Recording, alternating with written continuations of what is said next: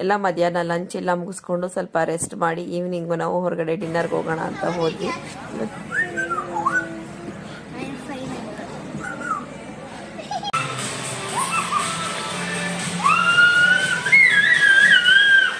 ಇವತ್ತು ನಮ್ಮ ಅಣ್ಣನ ಮಗಳದ್ದು ಬರ್ಡೇ ಕೂಡ ಇತ್ತು. ಅವಳಿಗೆ ಇವತ್ತಿಗೆ 3 ವರ್ಷ ತುಂಬಿತು.